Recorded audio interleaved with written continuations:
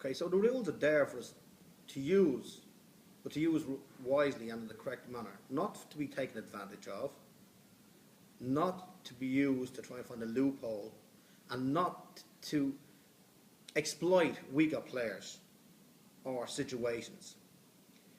When these situations occur, or when a tournament director notices that, he should be strong enough, or she should be strong enough, to deal what they perceive the offending player's intent was.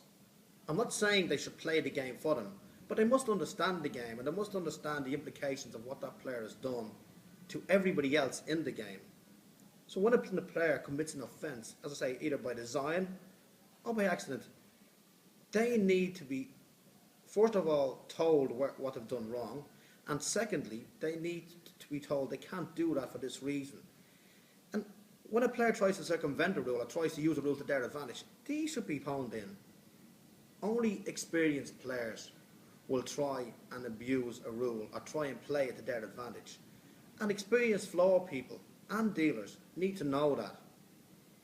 And sometimes letter of the law rules cannot be applied.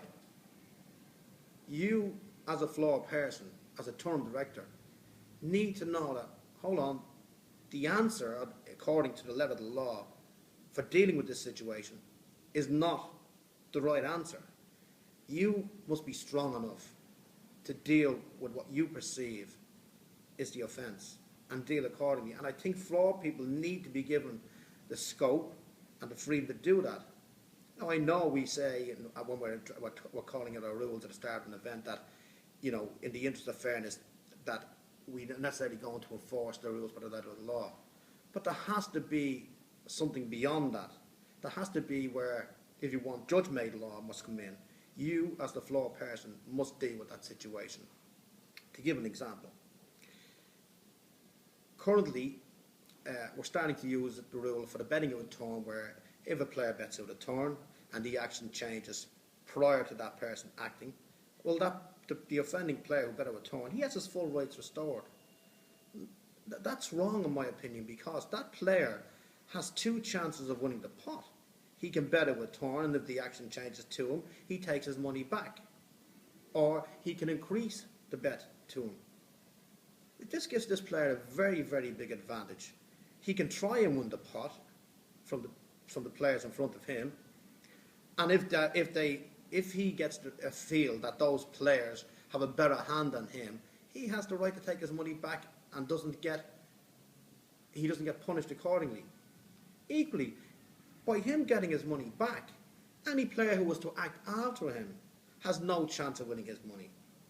So in that case, we can see a player using a rule to suit his game. And it can only be an experienced player to do that. And this is wrong. If a player commits an offence, he must suffer the consequence of his offence. And going forward, I'll deal with that. My take in is, if it's in the pot, it stays in the pot. The only exception should be, in my opinion, is when there's only two players left in the pot. If the player who acts out a turn bets, he is in fact, because there's only two players in the pot, trying to steal position on the first player to act. Now, in that situation, the first player, the rightful player to act, what should happen is the action should go to him. If he checks, the offending player must be forced to check behind him. If he wishes to raise the offending player's bet, he can do that, and the offending player may only call. But the offending player does not get the chance to win the pot by betting out a turn and stealing position on the first player. And as a result of his betting out a turn, he is put at a disadvantage of only being able to call a bet if it's raised to him. If he has a legitimate hand, well then it's his fault. He should have waited until it was his turn. Or he has not got the chance of winning the pot by a bet, because if the first player checks, he must check and show his hand.